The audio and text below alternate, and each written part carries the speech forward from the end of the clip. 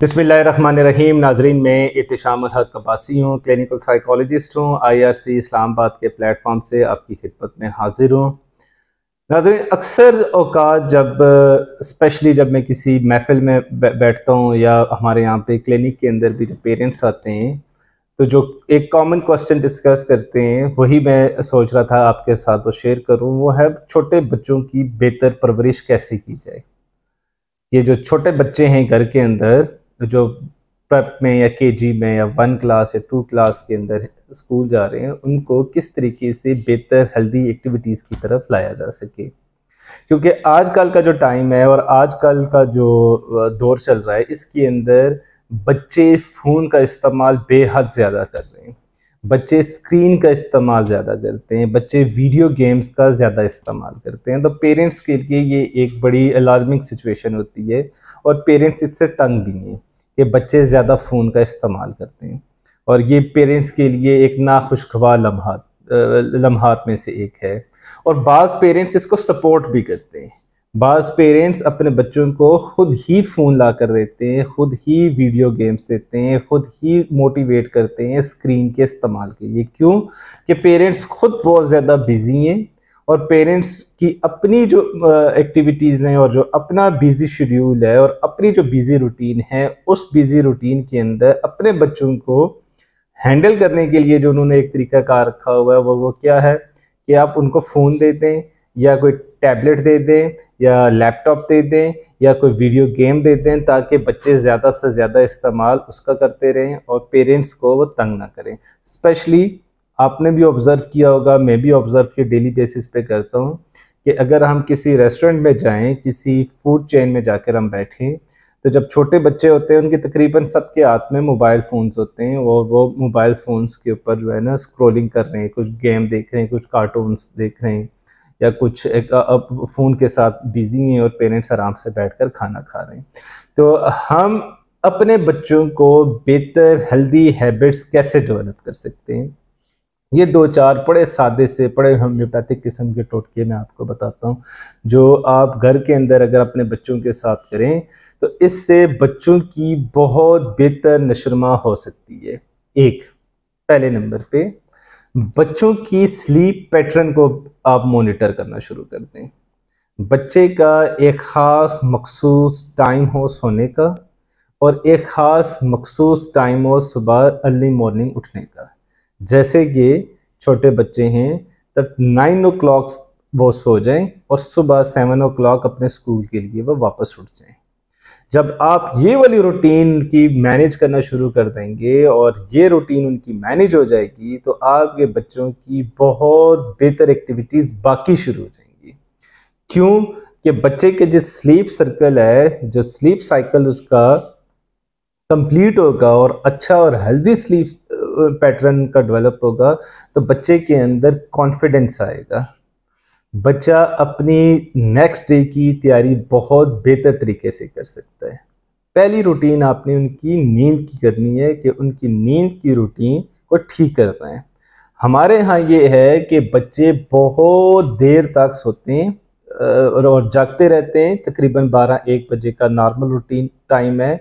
बच्चे 12 बजे तक 1 बजे तक जागते रहते हैं और सुबह फिर उनका जब स्कूल का टाइम होता है तो बहुत मुश्किलों के साथ उनको उठाया जाता है और फिर जब वो गाड़ी के अंदर बैठते हैं, स्कूल वैन के अंदर बैठते हैं तो वो उसके अंदर सोए रहते हैं और स्कूल के अंदर जब पहुंचते हैं तो बहुत ज़्यादा लेज़ी होते हैं, डल होते हैं और वो बहुत अटेंटिव होकर अपना स्कूल सेशन को भी नहीं कर सकते, अटेंड कर सकते, अपनी क्लासरूम एक्टिविटीज़ के अंदर भी पार्टिसिपेट नहीं कर सकते। तो स्लीप को आपने मॉनिटर करना है ताकि बच्चे 9 ओ क्लॉक सो जाएं और सुबह अर्ली मॉर्निंग 7 ओ क्लॉक पे उठ जाएं।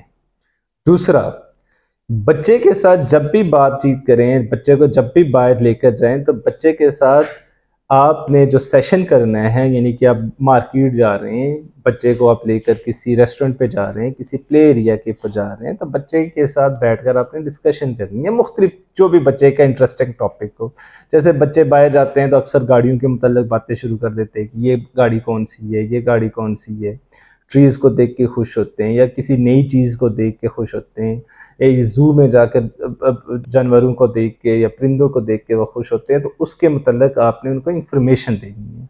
तो जितनी आपका बच्चे के साथ आपका अट्रैक्टिव सेशन होगा जिस भी जगह के ऊपर, तो पेरेंट्स की और बच्चों की आपस के अंदर जो अटैचमेंट है वो डेवलप होगी, बच्चा आपके करीब रहेगा, बच्चे के अंदर ये कॉन्फिडेंस आएगा कि कोई भी मुझे मसला हो, कोई भी मुझे प्रॉब्लम होगी तो मेरे पेरेंट्स अवेलेबल हैं, मैं उनके साथ बातचीत कर सकता हूँ। अगर बच्चे आपके साथ बातचीत नहीं कर रहा, और ये रिश्ता कब डेवलप होगा, जब बच्चा आपके साथ हंसी मजाक के अंदर मुख्तलिफ क्वेश्चंस करेगा, वो आकर आपसे पूछेगा। फॉर एग्जाम्पल छोटा बच्चा है, उसने बाय रोड के ऊपर कैमल को देख लिया, किसी घोड़े को देख लिया, किसी जानवर को देख लिया और आपसे उससे पूछा और आपने उसको सही जवाब ना दिया या आपने उसको उस टाइम अटेंड ना किया, तो वो बच्चा किसी और से वो जाकर बात पूछेगा, तो नेक्स्ट टाइम वो आपके पास नहीं आएगा, वो किसी अपने दोस्त के पास ही जाएगा पूछने के लिए कि मैंने ये चीज़ नहीं देखी है, उसने टीवी पे कोई नई चीज़ देख ली है, उसने क्लासरूम के अंदर कोई नई बात सीख ली है, चाहे वो अच्छी हो या बुरी हो, तो वो ताकि आपके पास आए, आपसे आके क्वेश्चन करे। इससे बच्चे का आपके साथ रिलेशनशिप डेवलप होगा। तो फिर बच्चा क्लास के अंदर उसको जो प्रॉब्लम्स होंगी लाइफ में, उसको अगर कोई प्रॉब्लम है, उसको अपने फ्रेंड से कोई मसला है, उसको अपने टीचर से प्रॉब्लम है, या उसकी क्लास के अंदर अच्छी बेहतर अचीवमेंट है, तो वो सीधा आएगा अपने पेरेंट्स के सामने आकर वो मुद्दा रखेगा और वो खुश होगा। और बच्चा अगर अच्छा परफॉर्म कर रहा है, उसने क्लास में 10 आउट ऑफ 10 नंबर्स ले लिए हैं, उसने अपना टेस्ट पास कर लिया है, तो बच्चा घर के अंदर आकर खुशी से अपने पेरेंट्स को बताता है।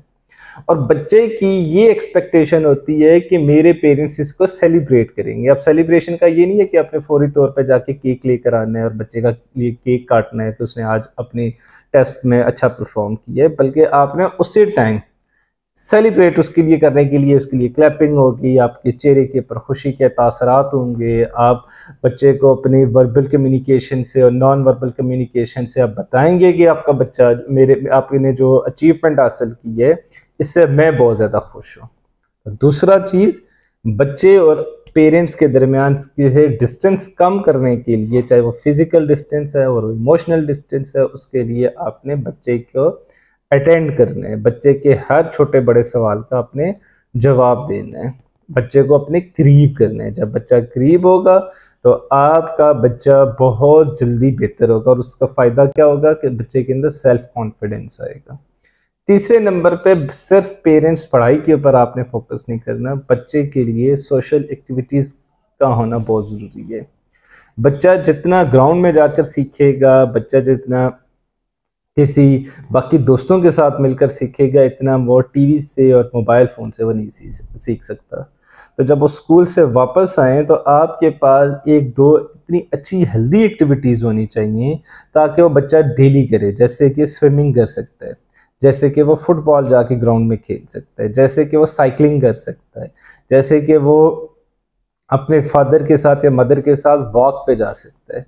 तो आपने बच्चे के अंदर 10 साल से पहले ही 10 साल की एज से पहले ही इतनी अच्छी हेल्दी 2-4 एक्टिविटीज़ बच्चे के अंदर डाल देनी है कि वो बच्चा उसको लाइफ लॉन्ग तक कंटिन्यू रखे, वो आगे बढ़ता जाए और वो एक्टिविटीज़ बच्चा करता जाए। उन एक्टिविटीज़ को बच्चा छोड़े ना, वो एक्टिविटीज़ बच्चा परफॉर्म करता रहे, क्योंकि उससे सीख लेगा, वो 7, 8, 9 साल की एज तक वो चीज़ें सीख लेगा। तो अगर फॉर एग्जांपल एक बच्चे ने साइकिलिंग करना सीख ली है और वो डेली साइकिलिंग कर रहा है या फुटबॉल वो डेली खेल रहा है, तो आप सोचिए कि कितनी बड़ी हेल्दी एक्टिविटी आपने बच्चे को सिखा दी है। और जैसे जैसे बच्चे की एज बढ़ती जाएगी और वो एक्टिविटी वो ग्रो करती जाएगी, फिर वो क्लब लेवल के ऊपर चली जाएगी, वो स्कूल लेवल के ऊपर चली जाएगी, वो टीम के लेवल के ऊपर चली जाएगी और बच्चा डिफरेंट लेवल के ऊपर जाकर आपकी नुमाइंदगी करना शुरू कर देगा, स्पोर्ट्स के अंदर, हेल्दी एक्टिविटीज़ के अंदर, स्कूल में, स्कूल से बाहर। तो बच्चे को गैजेट से बचाने के लिए और स्क्रीन से बचाने के लिए जो तीसरा काम आप लोग करें वो ये है कि स्कूल के आने के बाद और स्लीप टाइम के दरमियान का जो ये टाइम है, फॉर एग्जांपल बच्चे 2 बजे स्कूल से घर में पहुंचते हैं, रात 10 बजे या 9 बजे वो सोते हैं, उसके दरमियान में ये जो 5-6 घंटे का गैप है, इसके अंदर उनके पास 1-2 घंटे कौन से होने चाहिए, हेल्दी एक्टिविटीज़ की, जो वो डेली बेसिस के ऊपर करें।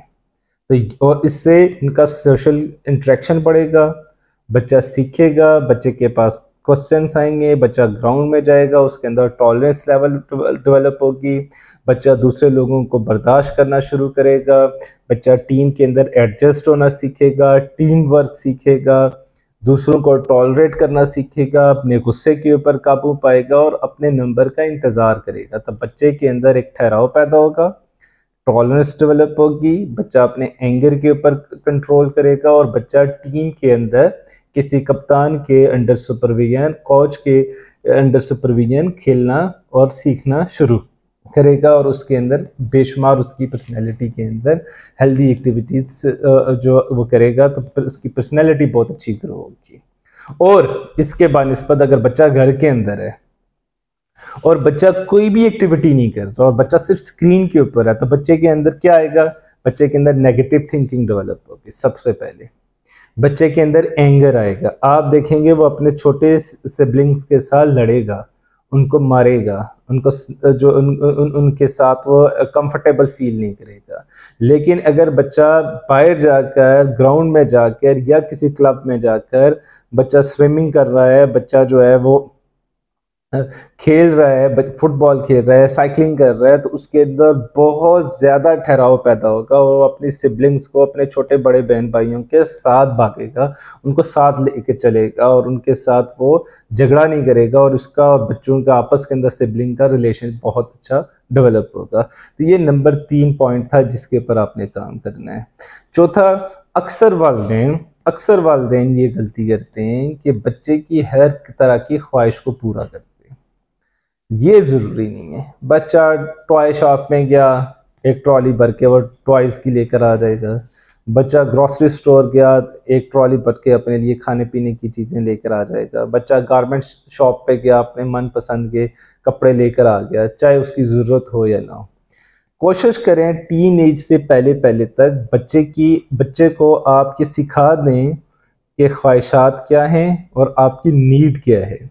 तो आपने नीड को फुलफिल करना है और बच्चा टीन एज से पहले अगर ख्वाहिशात को और ज़रूरियात के बैलेंस को सीख ले तो वो बच्चा कभी भी अपने पेरेंट्स को तकलीफ़ नहीं देगा, तंग नहीं करेगा और उसकी ग्रोथ बहुत बेहतर होगी, उसकी पर्सनैलिटी बहुत बेहतर डेवलप होगी। इधर बच्चे ने मुँह से ख्वाहिश की, फौरी तौर पर आपने वो पूरी कर दी, तो बच्चा क्या सीख रहा है कि मैं जो बात करूंगा मेरे वालिदैन वो हर सूरत में मनवान तस्लीम करेंगे। तो लेकिन जब बच्चा टीन एज के अंदर दाखिल होगा और फिर आपसे बड़ी बड़ी ख्वाहिशात करेगा, क्योंकि टीन एज से पहले बच्चों की बहुत छोटी छोटी सी ख्वाहिशात हैं, जैसे कि टॉयज़ लेकर दे दें, रिमोट कार लेकर दे दें, चॉकलेट लेकर दे दें, शूज़ लेकर दे दें, बैट बॉल लेकर दे दें। क्या बच्चा जब वो टीन एज के अंदर होगा, 17-16 का होगा, तो वो आपसे चॉकलेट मांगेगा घर में? नहीं, वो आपसे गाड़ी मांगेगा, वो आपसे मोटरसाइकिल मांगेगा, वो आपसे फ़ोन मांगेगा, महंगे वाला फ़ोन मांगेगा जो पेरेंट्स अफोर्ड भी नहीं उस टाइम कर सकेंगे। और उसका सारा का सारा फोकस इन सहूलियात के ऊपर होगा जिसको उसकी ज़रूरत उस टाइम नहीं होगी। वो अपना स्टडीज़ से फोकस हटा के गाड़ी और फ़ोन और मोटरसाइकिल के ऊपर वो लगा देगा। तो बच्चों को उनकी ज़रूरियात पूरी करनी है और बच्चों को ख्वाहिशात के मतलब बताना है कि ये आपकी ज़रूरत नहीं है, ये आपकी ज़रूरत है, तो मैं सिर्फ आपकी ज़रूरियात को फुलफ़िल करूँगा। तो फिर बच्चा अपनी ज़रूरियात के साथ ही जीना सीख जाएगा। टीन एज से पहले बच्चे बहुत सारी चीज़ें सीख जाते हैं। अगर हम उनकी सारी ये चीज़ें उनको सिखा दें, और बच्चों की लर्निंग बहुत ज़बरदस्त होती है, बच्चे सीख रहे होते हैं और जिस पैटर्न में, जिस सांचे में आप बच्चे को डालेंगे उसी सांचे के से बच्चा बड़ा होना शुरू हो जाएगा। बच्चा टीन एज के अंदर जाकर नहीं सीखेगा, टीन एज से पहले सीखेगा। तो ये कुछ मेरी गुजारिशात थी वालिदैन के लिए। अगर आप इनको ऊपर अमल करेंगे तो आप देखेंगे कि आपका बच्चा स्क्रीन से, फ़ोन से बहुत ज़्यादा दूर चला जाएगा। आपके बच्चे की स्टडीज़ बहुत बेहतर होंगी, उनके नंबर्स बहुत बेहतर होंगे और वो एक बेहतर, हेल्दी, एनर्जेटिक लाइफस्टाइल वो एंजॉय करेंगे। Thank you.